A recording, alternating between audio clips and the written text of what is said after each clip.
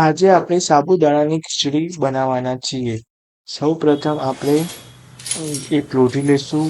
લોઢીના અંદર શિંગદાણાને થોડા શેકી લઈશું.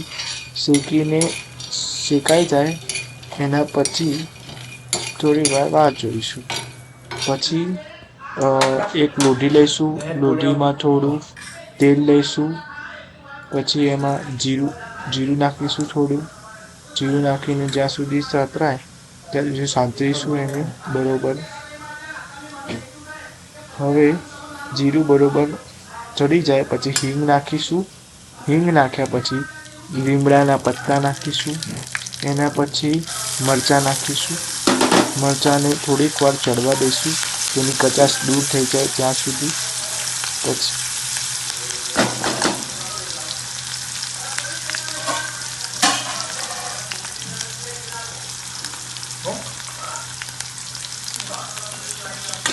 જ્યાં સુધી આપણા મરચાં સંતળાય છે ત્યાં સુધી આપણે હલાવી દઈશું. પછી સાબુદાણા નાખીશું. સાબુદાણા પલાળેલા 4 થી 5 કલાક પહેલાં પલાળેલા સાબુદાણા આપણે એમાં નાખી દેવાના. પછી સાબુદાણાને ચડવા દઈશું. ચડીને સાબુદાણા ટ્રાન્સપરન્ટ દેખાવાના આરપાર થાય ત્યાં સુધી એને ચડવીશું બરોબર. હવે સાબુદાણા ચડવાઈ જાય પછી હલાવ્યા જવાનું. થોડાક ભીના છે એટલે ત્યાં સુધી હલવીશું. પછી નાખીશું મીઠું નાખીશું સ્વાદ પ્રમાણે. જે ઘરે આપણે ખાતા હોય એ પ્રમાણે આપણે નાખવાનું.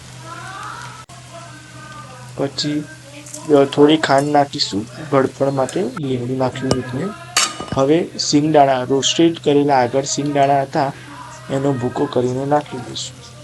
હવે એ બધી ભૂકાને હલાવી અને સાબુદાણામાં ભૂકો નાખીએ તો સાબુદાણા છૂટા અને સરસ થાય.